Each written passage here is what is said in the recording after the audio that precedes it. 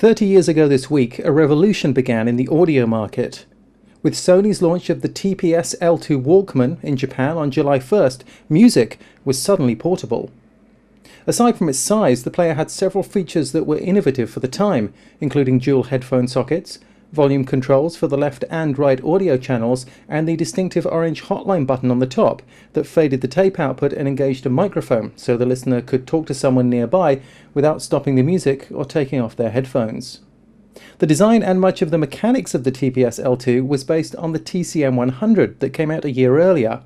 It was aimed at journalists and executives and never carried the Walkman brand, but the similarity is striking.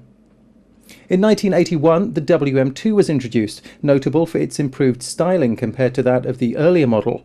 And then in 1983, just 4 years after the launch of the Walkman, Sony introduced the WM20, which was the same size as a cassette case. In 1984, the Walkman line expanded with the introduction of the D50, the first CD Walkman. More CD player Walkmans were to come, and so were models based on the minidisc format, although they pretty much only found an audience in Japan and amongst audio professionals. For much of the 80s and 90s, Sony reigned supreme in the personal audio space, selling hundreds of millions of Walkman players and becoming the standard by which others were judged.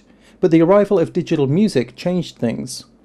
Sony's first Walkman to accept digital files, the NW-MS7, was introduced in Japan in December 2000 and went on sale elsewhere the following year. The product tied Sony's memory stick flash media format with its ATTRACK file format and Magic Gate copy protection, a combination that ran against the quick pickup of MP3 amongst consumers.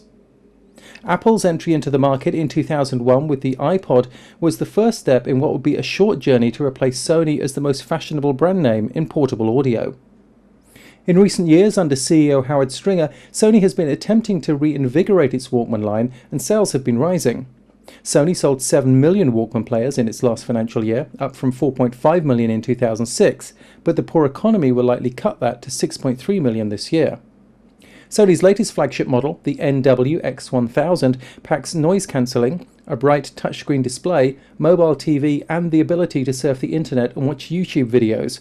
It's a long way from 30 years ago. In Tokyo, this is Martin Williams, IDG News Service.